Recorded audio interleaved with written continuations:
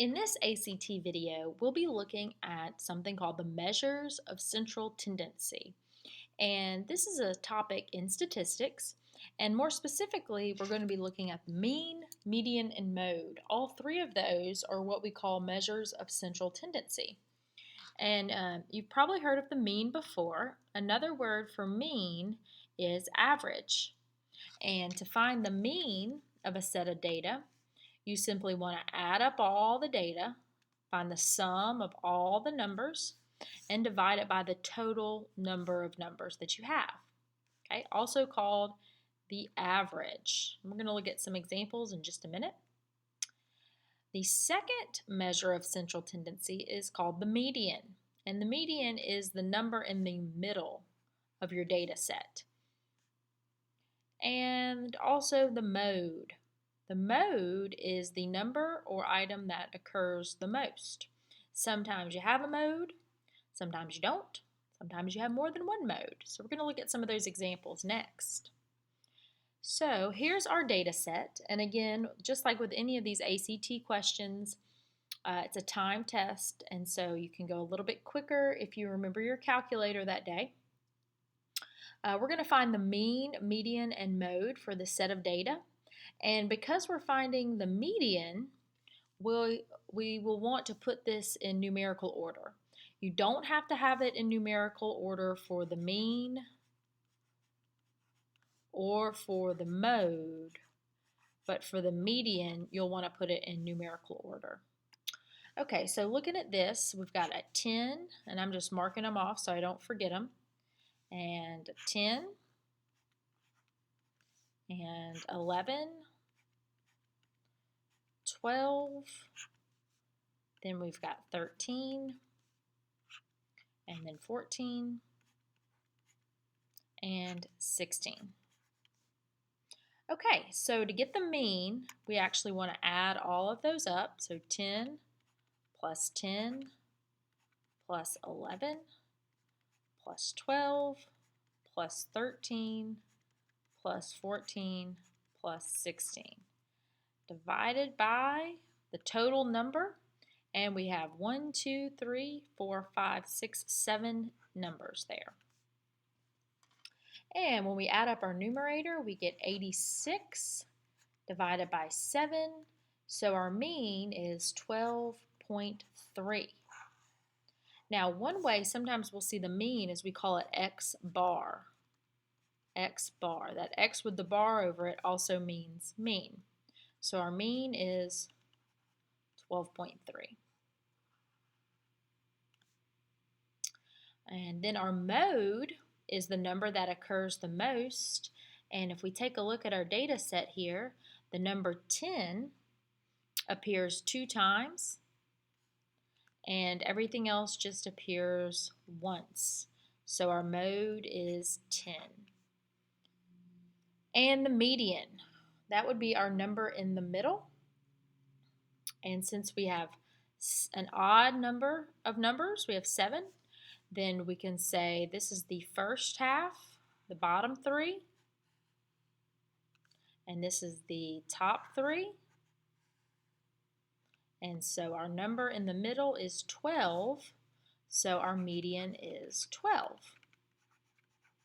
And you might be thinking, okay, well, what if I have an even set of data and it's not as easy to break up like this? Okay, and that's a good question. So let's take off one of the 10s in this data set. We're going to use the same data set, but we're going to take off one of the 10s. So here it is, and I've already got it in numerical order for you. 10, 11, 12, 13, 14, and 16. Okay, we're going to do mean, median, and mode. Mean, X bar, add them up. 10 plus 11 plus 12 plus 13 plus 14 plus 16, all over, now we only have 6. So again, remember this stuff in the numerator, that is our total. Okay, remember total means add them all up. So when we add up our numerator, we get 76 divided by 6. And you want your calculator handy for that. 76 divided by 6. And that mean is now 12.6666. So what if we just say 12.7? We'll round that up. Now, when we talk about the mode, the number that occurs the most, each number only occurs one time, so we have no mode. We have no mode. And the difference maker on this one would be the median. And this is what we were kind of talking about at the end of the last example. The median is the number in the middle. Well, I have an even set of data here. So I have my bottom half and I have my top half. So I don't have a number that's actually in the middle. So we'll take the two numbers in the middle, we'll add them together, and divide by 2. And that gives me 25 over 2. So our median is 12.5. And so one thing you might want to make a note of is the median can be a number that's not in your data set. See, in this case, our median is 12.5, and 12.5 is not in our data set, so that can occur. Also notice the mean is not in the data set. So that might be a good question. Let's look at a few that may look similar to what you might see when you take your ACT. All right, start off kind of simple with this one. What is the average of 4, 4, and 5? And so what they're asking here is, do you know average and mean, they mean the same thing. So we have to get the total, 4 plus 4 plus 5, divided by how many, which is 3. And that gives me 13 divided by 3. I don't see that as my answer choices. So you want your calculator handy because you don't want long division to slow you down. Remember, you only have 60 minutes to answer 60 questions. So 13 divided by 3 would be 4 and 1/3. So my answer choice is B.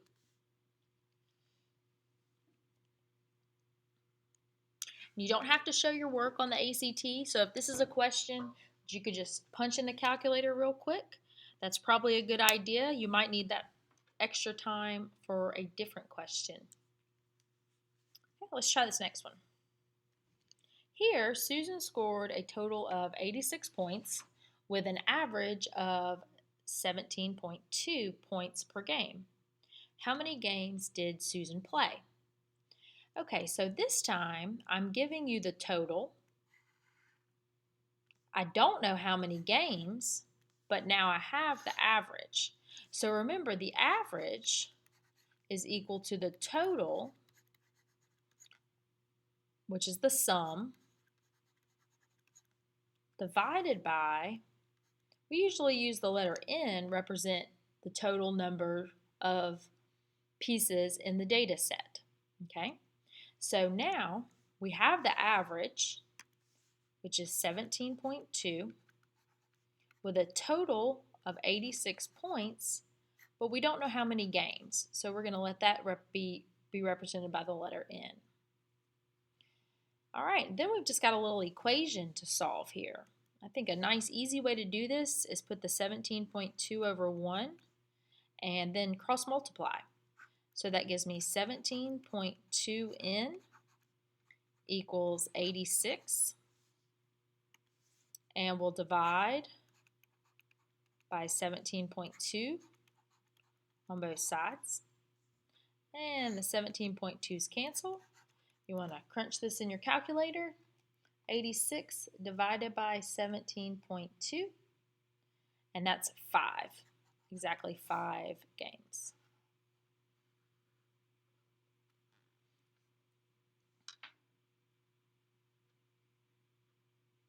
Okay, let's look at one more. Number 3, the class average for Mrs. Peterson's geography class of 20 students is an 87. The class average for Mr. Stewart's geography class of 30 is an 84. What's the average of all 50 students? Okay, for this example, we're going to have to take a look at Mrs. Peterson's class. So I'm just going to label this Mrs. P. And we're also going to have to take a look at Mr. Stewart's class. So I'm going to label that as Mr. S. And then we're going to have to look at the classes combined. Now, they gave you the average for Mrs. Peterson's class. The average is an 87. The average, 87, is equal to the total, X, over N, which is 20 students. So in this case, we don't know the individual student test scores. And to find the average of all 50 students, we can't just take Mrs. Peterson's average and add it to Mr. Stewart's. What we're going to need to do here is find X, the total or the sum of all of Mrs. Peterson's test grades. So that's what we've set up here. So we're going to multiply by 20 on both sides. By 20.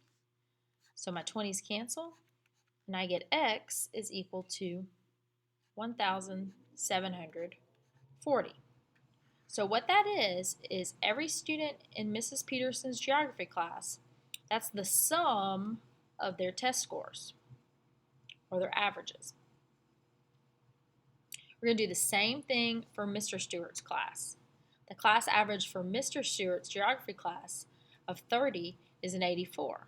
So the average is equal to the total over how many students. We'll solve that for X, multiply by 30, multiply by 30, and we get X is equal to 30 times 84, which is 2,520. So now we can take Mrs. Peterson's and Mr. Stewart's sums and combine them. So we will take 1,740 plus 2,520 divided by the two classes, and that should give us the average of all 50 students. And all 50 students should be 50 at the denominator right here, not the two classes. Let's change that to a 50.